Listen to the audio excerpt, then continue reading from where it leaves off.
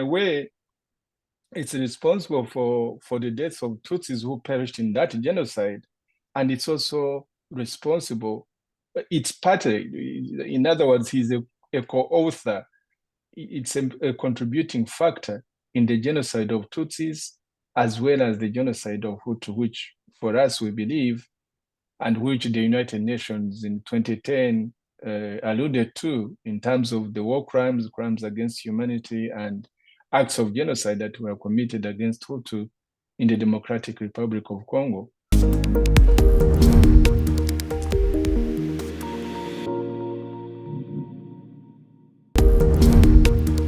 Yes. But is even more backward to lie about other heads of state by calling them liars, calling them primitive, saying that they are bent on attacking his country, when in fact he's the one who is lying and he's the one who is destabilizing and invading other countries. So in short, my conclusion is that Kagame, I'm now addressing him directly. Kagame, you are backward. TSHISEKEDI has been able to manipulate individual leaders, countries, now regions, and almost bringing a misunderstanding within and among regions, because he was playing SADC against East Africa.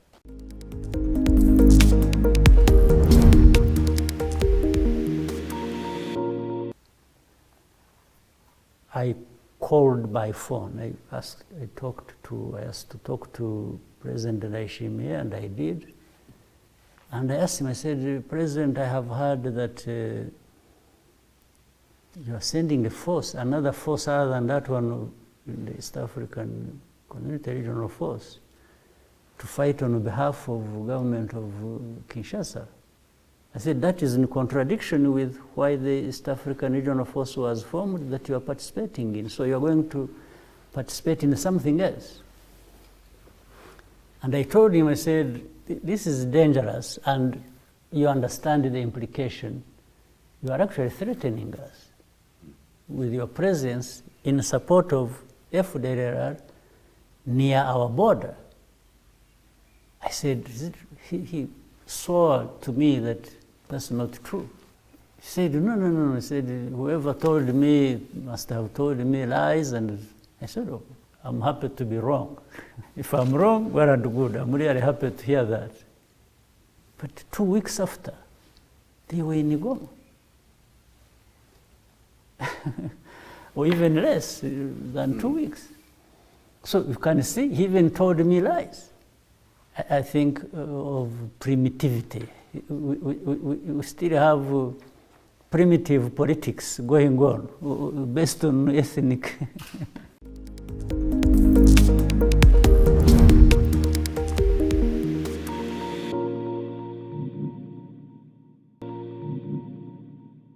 Dear listeners, this is Radio Television ISHAKWE, the voice of ISHAKWE Rwanda Freedom Movement, the voice of a Rwandan opposition party in exile. In today's program, the topic of today is about President Kagame's comments in Jeune Afrique about his colleagues of Burundi and the Democratic Republic of Congo. Today's guest is Dr. Theogene RUDASINGWA. Welcome to the program. Thank you, Sixbert. Thank you for inviting me. Yeah, thanks to be here with us tonight. We are going to comment the interview of General President Kagame with Francois Soudan that was published in Jeune Afrique of today, 25th of March, 2024, where he's treating his colleagues as liars, as primitive. The title of today's program is President Kagame insults his colleagues of Burundi and the Democratic Republic of Congo. Dr. Theogene RUDASINGWA, I'm very sure that you've followed this interview. What do you think about it? Well, thank you, Sixbert. To be honest, it does not surprise me at all. It's to many people, especially to those that he called primitive and liars and people who are bent on attacking Rwanda, I'm sure they will be shocked. But even for them, I'm sure there's nothing more shocking than destabilizing their countries or attacking their countries, and the tremendous loss that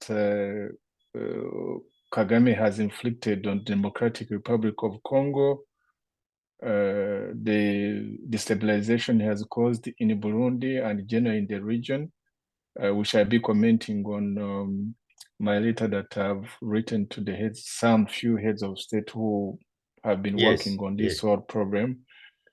But just to say that I'm not really surprised, because the kind of things that Kagame normally keeps to his mind or normally discloses to his kitchen cabinet, people who are inside the narrow band of followers or those that work with him very closely, including myself at one point, General Kagame holds in contempt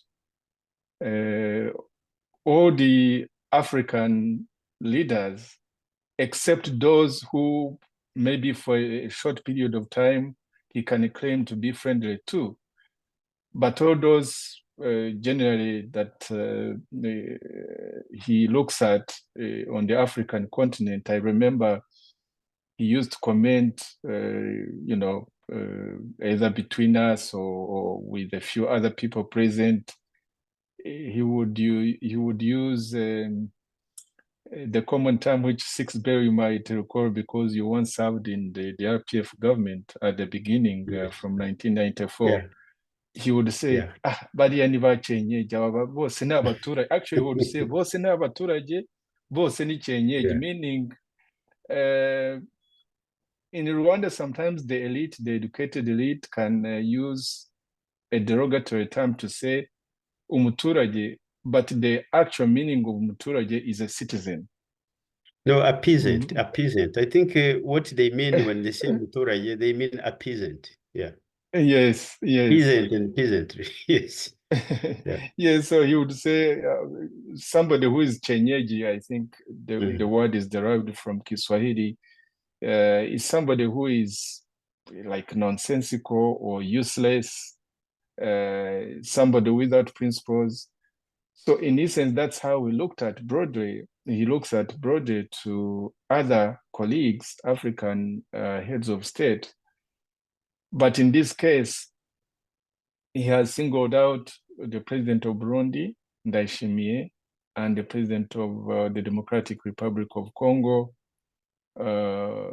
President TSHISEKEDI, calling them names as liars, as primitive, as people who are bent on attacking Rwanda, and that is why Rwanda should be prepared. So for me, in the first instance, it's not shocking to me, just to quickly answer your question. Yeah, he said Tshisekedi has been able to manipulate individual leaders, countries, now regions, and almost bring a misunderstanding within and among regions. Because he was playing SADC against East Africa. So why don't we therefore find a way of just talking about it and not allowing Tshisekedi to dictate the terms of what must happen? Because he's even wrong. We know he's wrong. That Kagame, speaking to Francois Soudan from Jeune Afrique in Kigali, it was published on 25th of March, 2024. Tshisekedi has been able to manipulate individual leaders, countries, now regions, and almost bringing a misunderstanding within and among regions, because he was playing SADC against East Africa. So why don't we therefore find a way of just talking about it, and not allowing Tshisekedi to dictate the terms of what must happen, because he is even wrong. We know he's wrong.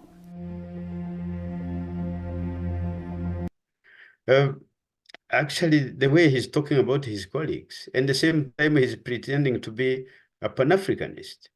You've been around President Kagame as his chief cabinet. You've been secretary of the RPF, the Rwanda Patriotic Front, the ruling party in Rwanda, and you've been around him for quite some time.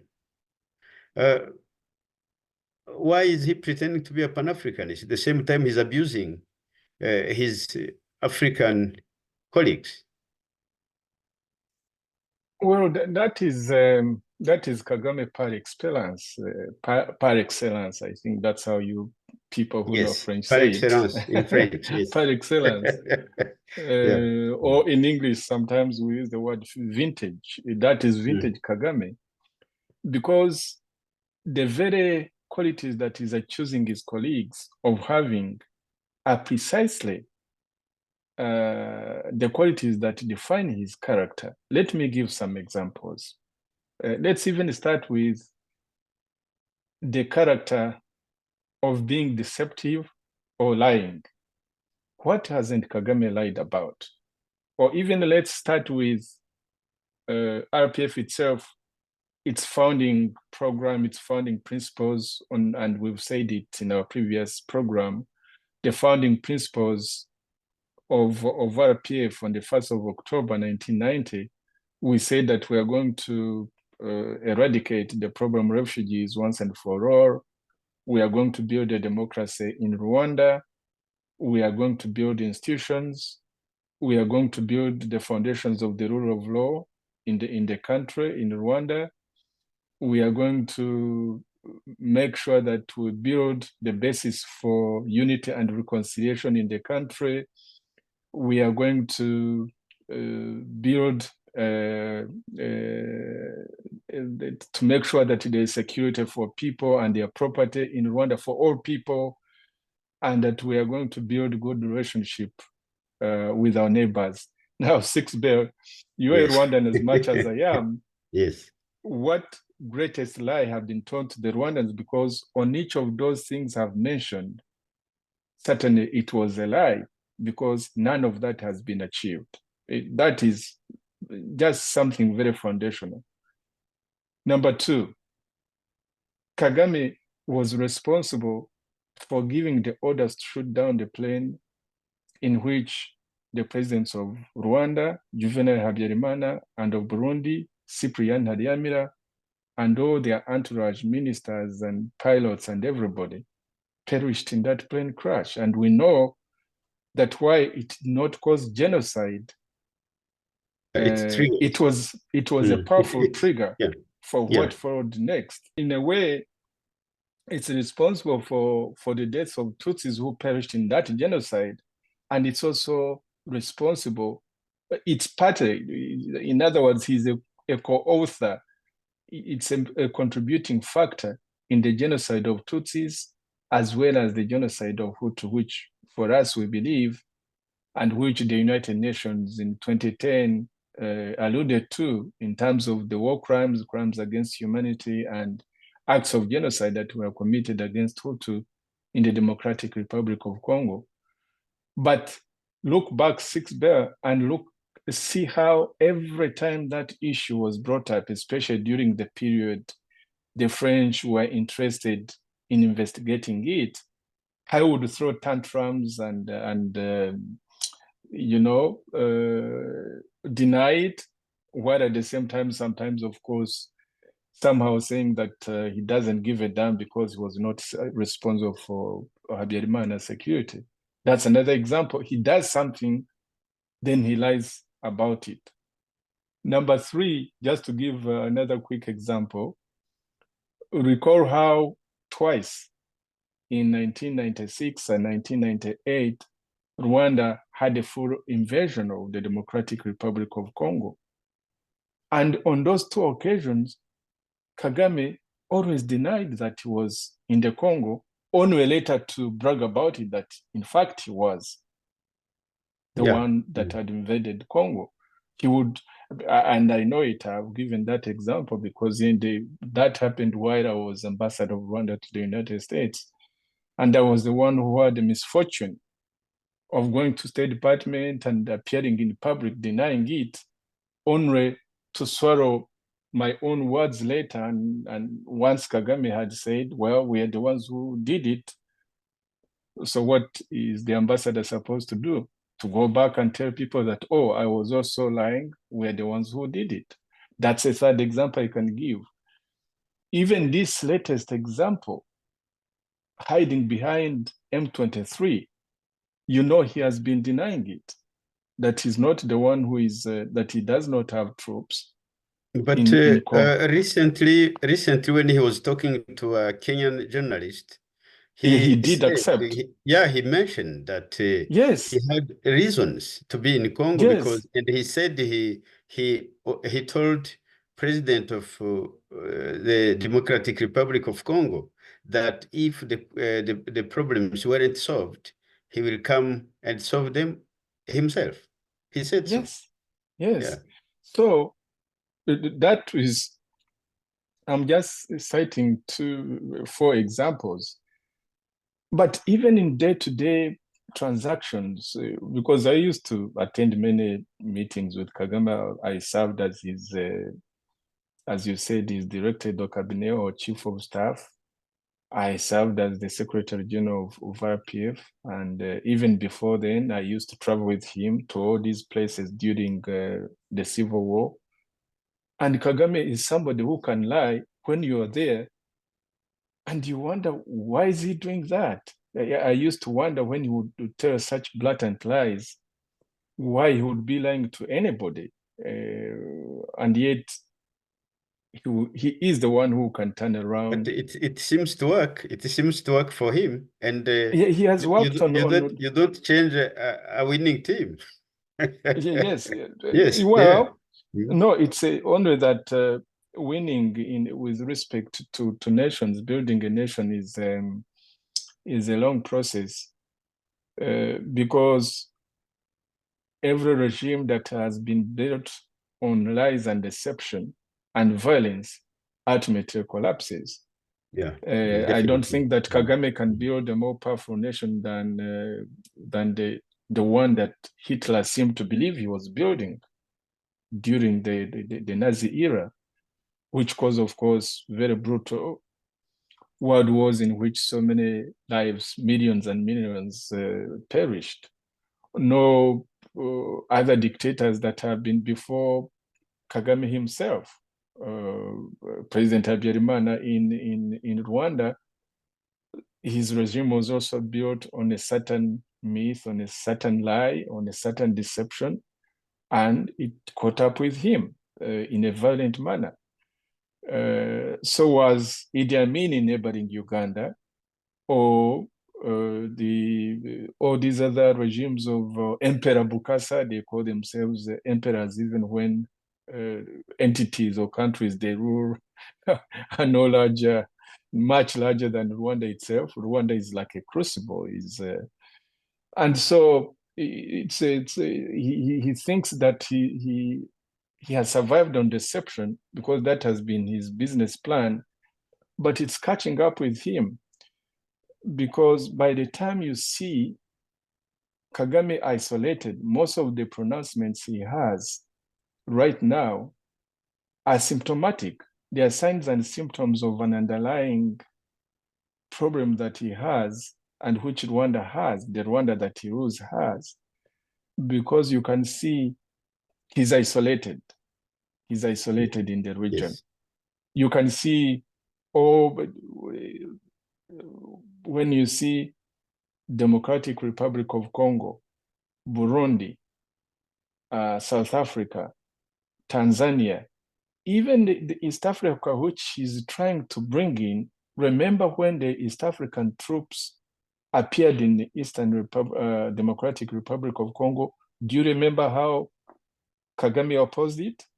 Yeah, first he was opposed, and then yes, he he found a way to manipulate it. Yes.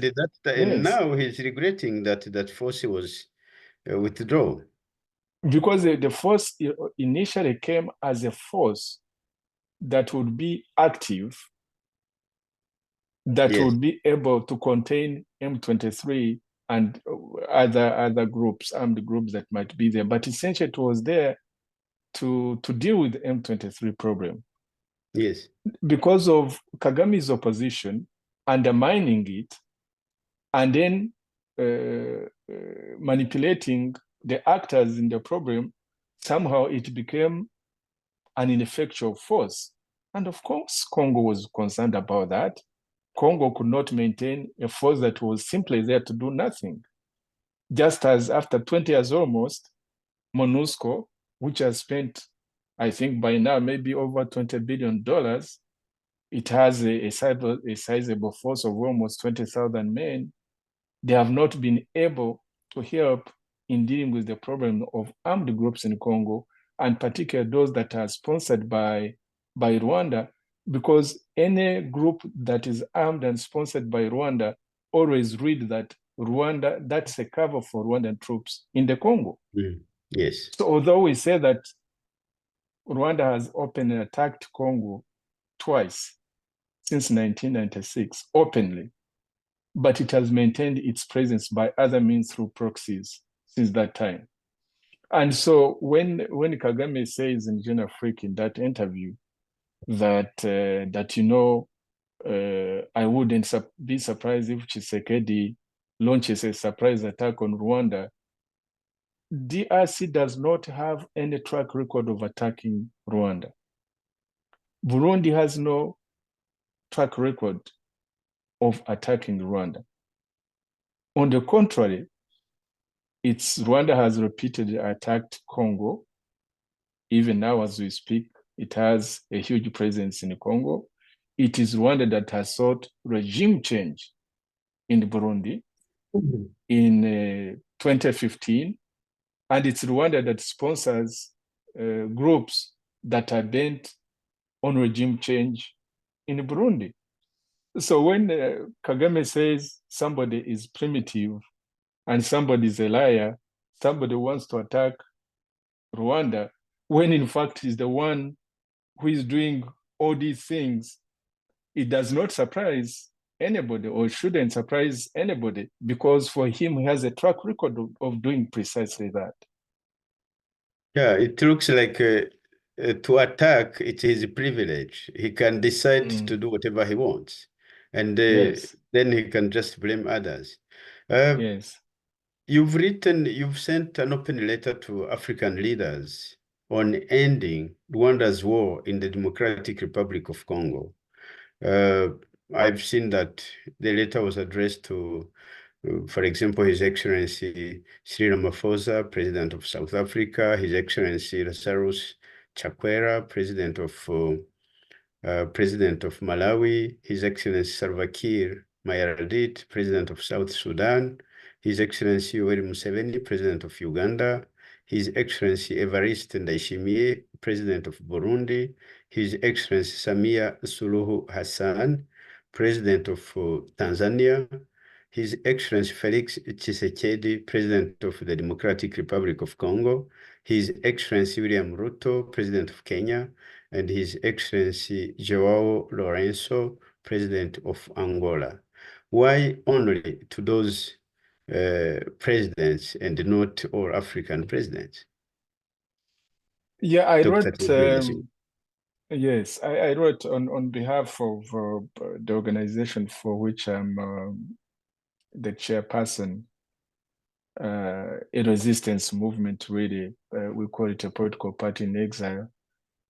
But we are building a resistance amongst Rwandans, a peaceful resistance amongst Rwandans to end the dictatorship of President Kagame. And in that letter, I do three things mainly. One, it is to alert their excellencies either because they are part of East Africa, and in East Africa we count Rwanda, Burundi. Of course, I didn't write to Kagame because it concerns him. And Rwanda, Burundi, Tanzania, Kenya, Uganda, Democratic Republic of Congo, South Sudan. Have I forgotten? Now even Somalia. Somalia, even Somalia. Yeah. I didn't include Somalia. Yeah. But all these countries are very much involved in the problem of Congo. And I was reminding them that because Kagame runs a dictator at home, a dictatorship at home, then he has aggression in the neighborhood. Because when your domestic agenda is a dictatorship, especially a violent dictatorship, a brutal dictatorship, like Kagame has been running now for 30 years almost, then necessarily you've got to have an aggressive policy abroad, a belligerent policy in your neighborhood. And I gave examples, the track record is there. Whether it's in Burundi or Uganda or Democratic Republic of Congo, or the countries that at one point, whether it's in the first Congo War or the second Congo War, that have been involved, which Kagame's army, he calls it his army, this is the RPF army that was established, that invaded Rwanda in 1990, and that has been fighting ever since, now almost 34 years. And this army has fought all the countries that I mentioned. At one point or another, Kagame's army has been fighting them. South Africa, Tanzania, Zimbabwe, Namibia, Angola, now Malawi, you include Malawi, include now Burundi, and of course Tanzania, which has always been attacked by Kagame's army. And the second thing I mentioned is that Kagame publicly said that it's his intention, it is his strategy to raise the costs of those who do not agree with him, whether they are Rwandans or people in the region or other people internationally. If you do not agree with Kagame, he has to manufacture means and a cause to fight you and therefore raise the cost. Imagine the cost for Rwanda, the cost that Kagame imposed on Rwanda by destroying the Arusha peace process, alongside, of course, the government of the day. Both of them destroyed the Arusha peace process, which held promise for Rwanda.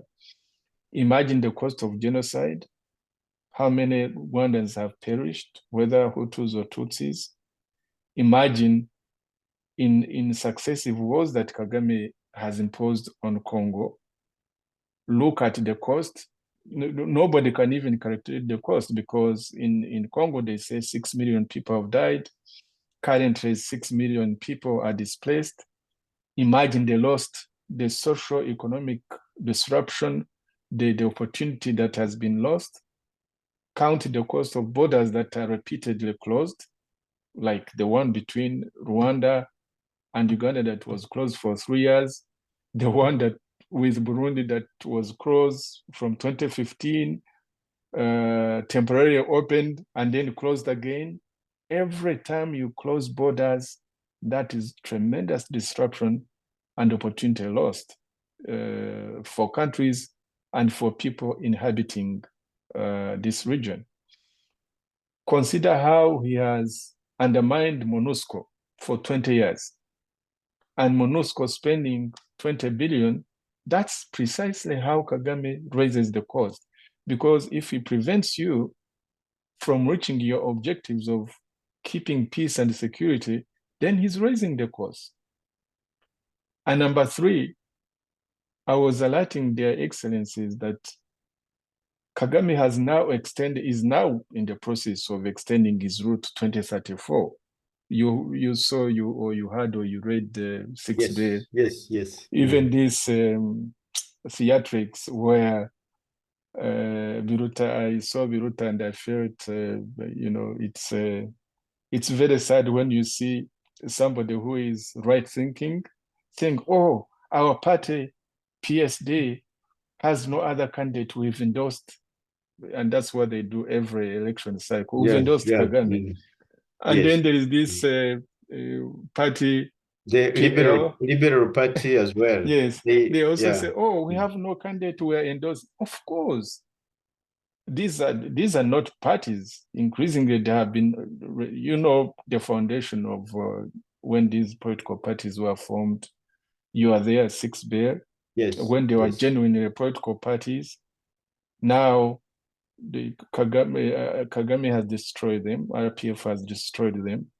You have these individuals who are given positions in the government, or Biruta is a minister of foreign affairs, and the others are members of parliament, or maybe they're given certain jobs, and they say, oh, for us, our candidate is life President General Kagame.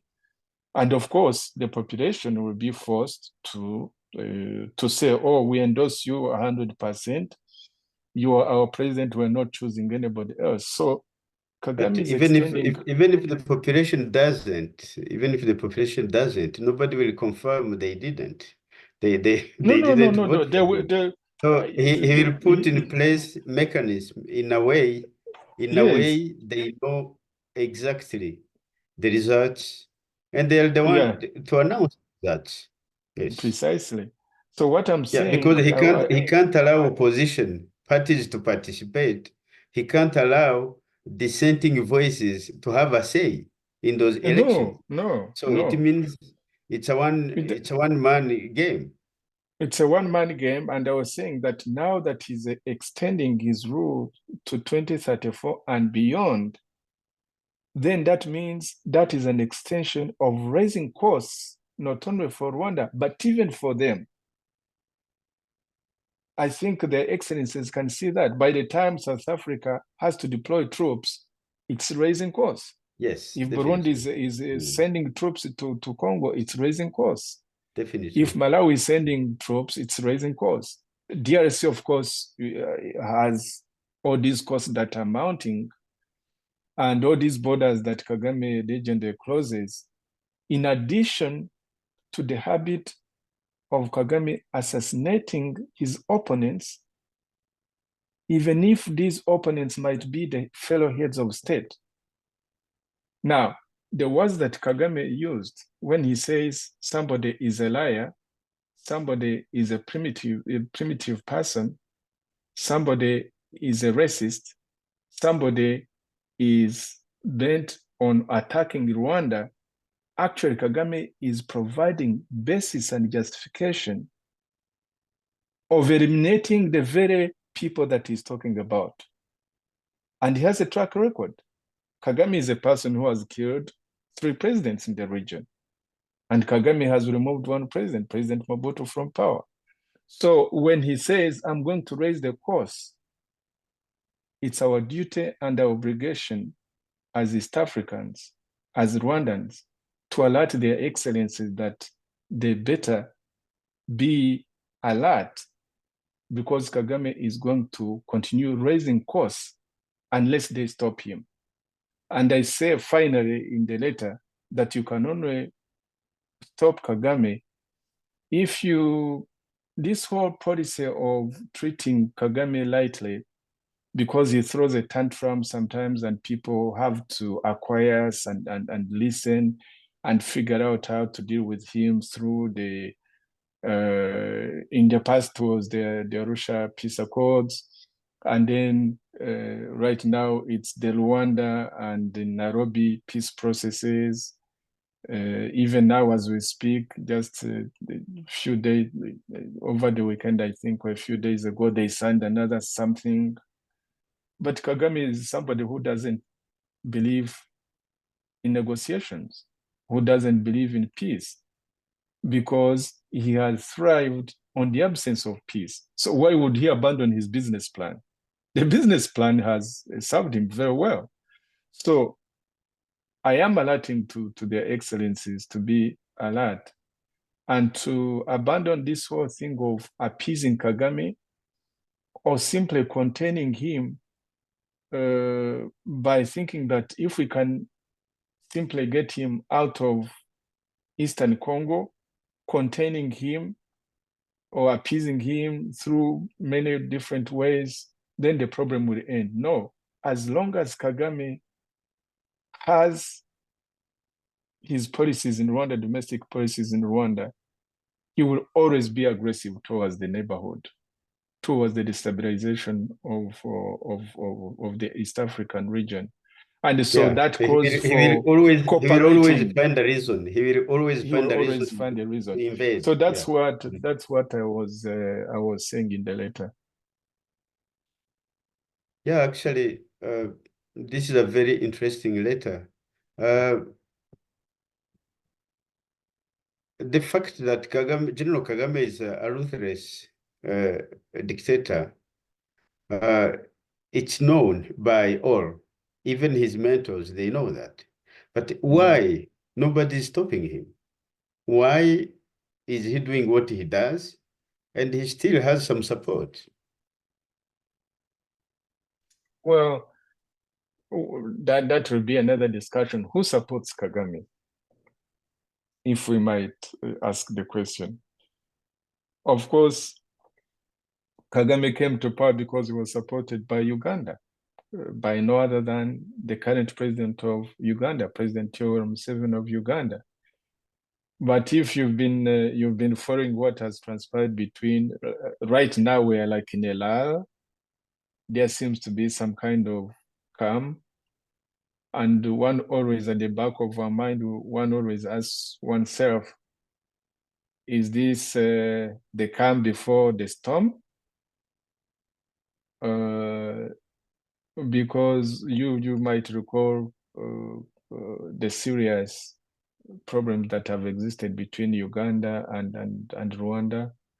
The troops, Rwandan troops fought Ugandan troops in Kisangani in the 2000s. You remember the border, as I was saying, was closed for 3 years, and a lot of harsh pronouncements came from Kigali, especially from Kigali, from Kagame himself and others who they were like thieves caught red-handed because of what they were doing in Uganda, and when they were caught, of course, they cried wolf, and that's how Kagame behaves. He does bad stuff, and when he's caught, then he cries wolf. And so, just to mention that President Museveni helped us to capture power in 1994. Rwanda. Yes. And there are other supporters, but that will be another subject in another program, because I want to ask the broader question: what does the United States want in Rwanda? What does the British government, the United Kingdom, want in Rwanda?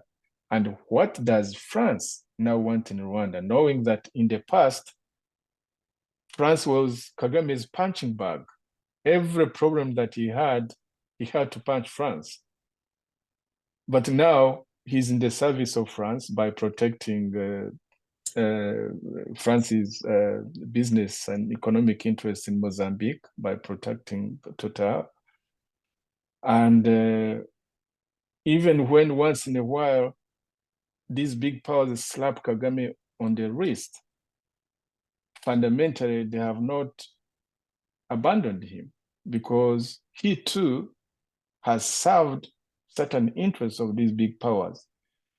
And we are going to have another program in which we pose that question, and we shall dissect what are these interests that these countries have in Rwanda with Kagame, which they cannot justify or support if, for example, there was a fundamental transformation of Rwanda into a democratic country ruled on the basis of the rule of law, and if DRC was peaceful and Burundi was peaceful and the East African region was peaceful. What is it that they are gaining from Kagame right now compared to what they would gain if, for example, they would supporting change in Rwanda and a change in terms of security and peace in the region? So, but that will be another program, and we shall be talking about it in the future. But it will be another program. But when you see, for example, we talked about this in the past in our programs in Kenya-Rwanda. We talked about the fact of UK trying to send asylum seekers to Rwanda. And you've seen that topic has been under discussions, debate everywhere in Europe, and the human rights organizations saying that it's a shame to do that. But if in Rwanda there was, if dissenting voices were allowed to participate, or if there was a real democracy in Rwanda, there would be a debate. But as long as there is a one-man game in Rwanda, there is no debate. If he says it's this, it's that.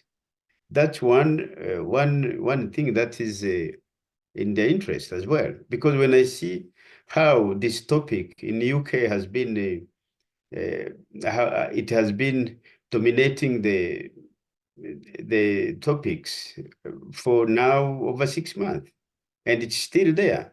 And they're persisting and saying, yes, flights to Rwanda, they should go. So that's one thing. If there was democracy in Rwanda, there would be a debate. The parliament of Rwanda has never talked about this. The government of Rwanda, I mean the cabinet, never.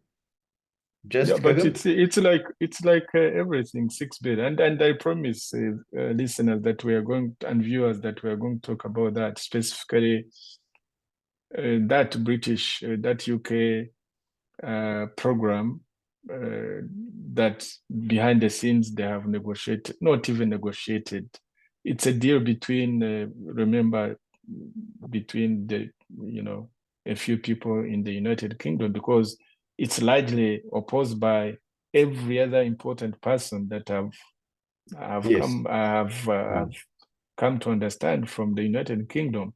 But whether it was Prime Minister Johnson, the former Prime Minister, or the current Prime Minister Sunak, they keep on insisting when they know that it has a lot of opposition from within, opposition international from the United Nations, especially the agencies that deal with refugees, of course opposed silently, because Rwandans don't have any voice to say anything. But even so, we promise we are going to talk about it soon. What are the UK interests in Rwanda? What are the French interests in Rwanda? What are the American interests in Rwanda? We are going to discuss that. But forget even that for the time. Have you ever heard Sixbert in the first Congo War, or the second Congo War, or this current war that hides behind M23? Did you hear the Parliament of Rwanda discussing it? And yet, if you go to the Constitution is very clear that war-making powers are within the Parliament, right? Yes. Yes.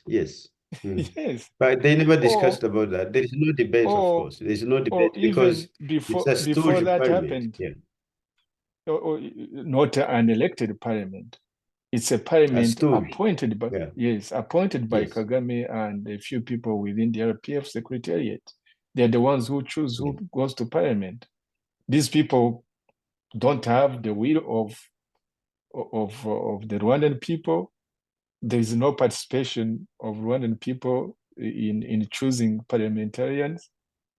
And so if the parliament does not decide when and how Rwanda goes to war and where the resources are going to come from, and the cabinet, you ask anybody. I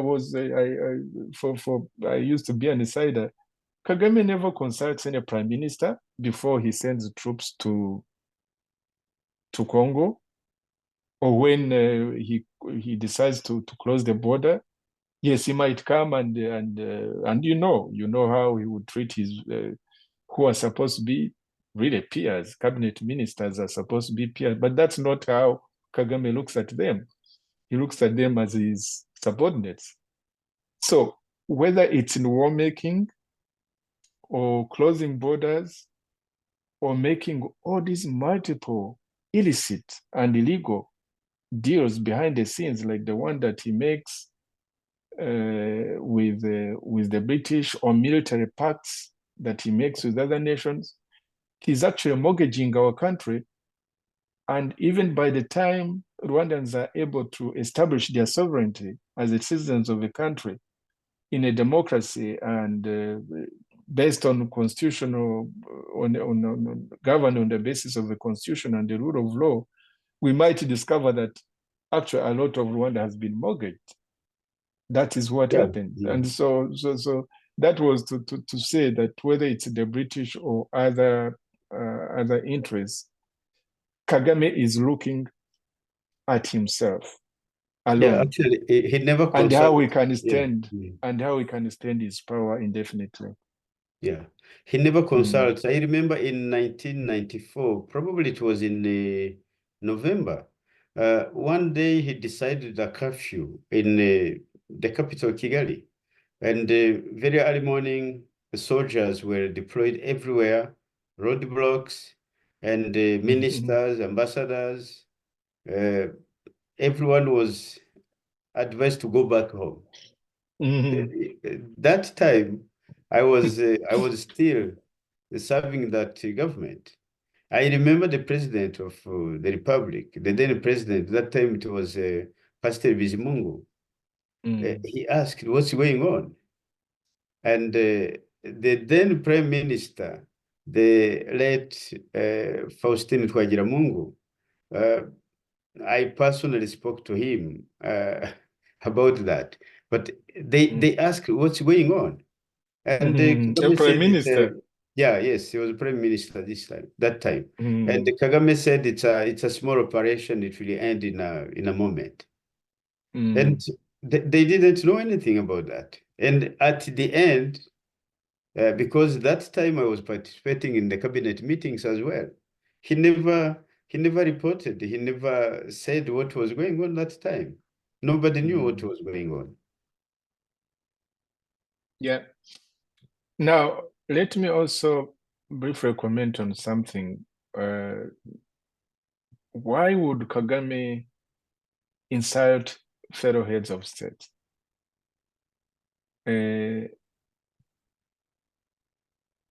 Kagame, as we've said before, the foundation of Kagame's regime, it's an unspoken rule, but Kagame and a few people around him, I'm not saying that everyone is like that,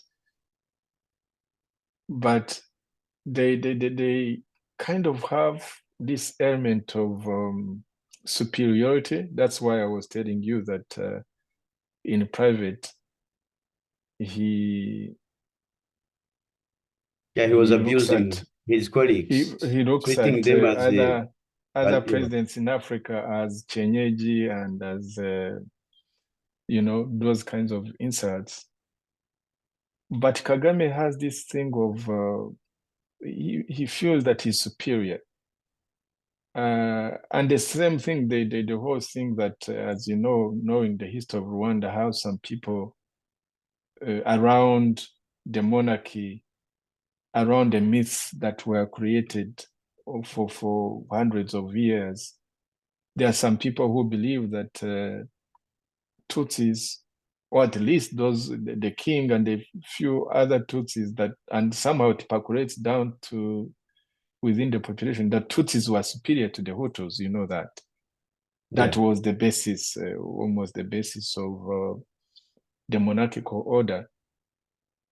Now, Kagame, the way I know him and his private pronouncements, has this thing of superiority. He thinks, and a few people around in the Kabareves and a few others think that they are kind of superior. So when he calls President NDAYISHIMIYE primitive, and he calls him a liar, and he calls him a racist on the basis that he is actually alluding to the fact that Ndayishimiye is a Hutu. No, And actually, actually, he said they are primitive on ethnic basis. So it's yes, based on ethnicity. He said that. Yes, yes.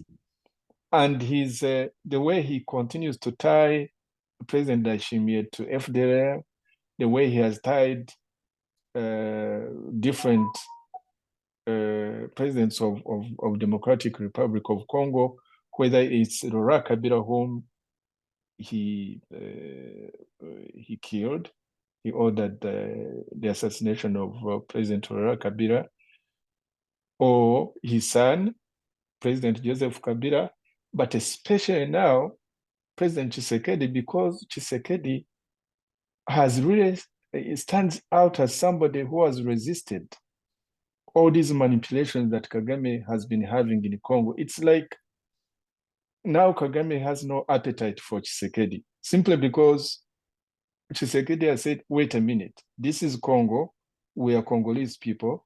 He has mobilized Congolese people to resist. He has mobilized in diplomatic terms to get the support of, I believe, the majority of Africans against these actions of Kagame in Congo. He has mobilized the international community, even those who've always supported Kagame, like the Americans and others. You can see that the tide is kind of changing, although it hasn't completely, we haven't turned the corner. But that will happen because these foreign interests, absolutely, they don't have any. You remember the saying that in international relations, there are no permanent friends and no permanent enemies. They are only permanent interests. So even for them, they will change. So because of that, Kagame has to say, Tshisekedi, President Tshisekedi and President Ndayishimiye are exporting the genocidal ideology in their countries. But precisely the things he's accusing them of doing, Kagame is the one through his actions is trying to spread this whole thing about the superiority of his ethnic group, the Tutsis, and claiming that he's in the Congo because he's trying to protect the Tutsis of Congo, and that he's there to kind of defend the interests of Tutsis in Burundi. And he's there, that is the myth now he dispels amongst the Tutsis of Rwanda, of saying, oh, if it is not me, all these Hutus of Rwanda and the Hutus of the region are coming and you'll be finished. That is really nonsensical and absolutely dangerous. It's Kagame who is actually playing a very dangerous racist game based on saying that he's, because his Tutsis is superior, and yet in his own country, the Tutsis are suffering as, and he exposed them in 1994, of course, but through his actions. And the Banyamulenge in the Tutsis of Congo are not together in saying that Kagame is their savior, nor are the Tutsis of Burundi, I believe, are saying that Kagame is their savior. Because if you cannot save your own people in your own country, how are you going to save other people in the region? So I wanted to somehow bring that in conclusion, that Kagame is playing the racist game, the superiority game of thinking that, you know, and he's a minority within a minority Tutsi, but he thinks that he's superior and other people are very primitive. And but from where does he get this superiority complex? From where? Because when I see you the should way, write to him, write to him and ask him. I'm Tutsi. He said that I'm Tutsi like him. Yeah, he said he has called a president of Burundi, Evariste Ndayishimiye. He has called him and asked, I hear rumors that you are deploying troops in the Congo. But that's how we'll. Burundi is not a province of Rwanda. No, but why does he feel he should pick up his phone and call another president and say, I hear you are deploying troops in the Congo. But Congo is not do you even yeah. do you even think that call took place? That's how Kagame lies. And another one whom I have found who lies like Kagame is Kabarebe. Kabarebe can lie when you are together and you just laugh and you say, why would anybody lie like this? Kagame will tell you, oh, I picked a phone and called him. How do we know that Kagame actually has President Ndayishimiye confirmed that that Kagame actually called him? This is what Kagame says. That's very interesting. Yes. This is what Kagame says, but he says all sorts of things, and he used it during that crisis with Uganda when I was still in government. He used to say, visiting delegation and tell them what he told Museveni. Museveni is a liar. Museveni is somebody who always wants to control people. If he cannot control you, then you are his enemy. And I would be thinking, but if Museveni has that problem wanting control, I haven't worked with Museveni closely as I've worked with President Kagame, but I know for sure, and anybody who has been in Rwanda, you yourself inclusive, Sixbert, or anybody, any cabinet minister, any prime minister, any speaker of parliament, any president of the Supreme Court, anybody big and small in that country knows how Kagame is a micromanager.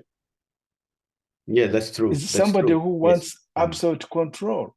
Yes. And if even business people who are supposed to be in private business know that they're not entirely independent to conduct their business, and sometimes they have to wait for Kagame to come and tell them it's okay to do this or okay to do that. So Kagame is a control freak. And he thinks he wants, and I told you before, I've said one time it was just me and him, and he said, Theogene, really, whoever fails to manage this country or to control this country would be a fool. That the country is so small that to fail to manage it, you would only be a fool. And lastly, let me share a private story. But it's a true story, because when relating it to how we cause other people primitive. When I left Rwanda in 2005, I came to live in California. I left my family in Washington, D.C. We arrived in April in 2005. I left them behind in Washington, D.C. I went to California where I was teaching at the University of California, Berkeley. And early in the morning, Kagame's private secretary, Patricia, called me and said, Kagame wanted to talk to me. I said, sure. He came on the line and he asked me where I was. I told him. It's another long story. I don't want to go into it. Probably in Kenya-Rwanda, I've ever told that story. But he said, where are you? I said, I'm in California. And then he said, where is your wife? I said, my wife in Washington, D.C. Then he said, well, I'm not happy. Your wife told a relative of hers that she's glad to leave that backward country. Now, I was kind of taken aback because this is a president calling his former chief of staff and is asking me about my wife, and is not even asking me about something substantive or something that I would probably call him about either, something very important, but is reporting something that somebody could have said to a relative. I kind of found it in very bad taste. In my heart, which is my conclusion, and I won't add anything else. it is backward for President Kagame. You prove that he's a backward president. One, by engaging in something so petty like that story I've told you, which shouldn't arise between a head of state and his existing or former chief of staff. Yes. But is even more backward to lie about other heads of state by calling them liars, calling them primitive, saying that they are bent on attacking his country, when in fact he's the one who is lying and he's the one who is destabilizing and invading other countries. So in short, my conclusion is that Kagame, I'm now addressing him directly. Kagame, you are backward. Yeah, thank you, Dr. Theogene RUDASINGWA. Thank you so much indeed. We are bringing this program to a close, and I would like to ask if you have any other comment on the topics we talked about. No, I have no more comment. I'm done. Thank you so much. Thank you so much. And dear listeners, this was Radio Television ISHAKWE, the voice of ISHAKWE, Rwanda Freedom Movement, an opposition party, a Rwandan opposition party in exile. This is our English service that is broadcasted from Washington, D.C. every Monday at 3 p.m. Thank you for listening.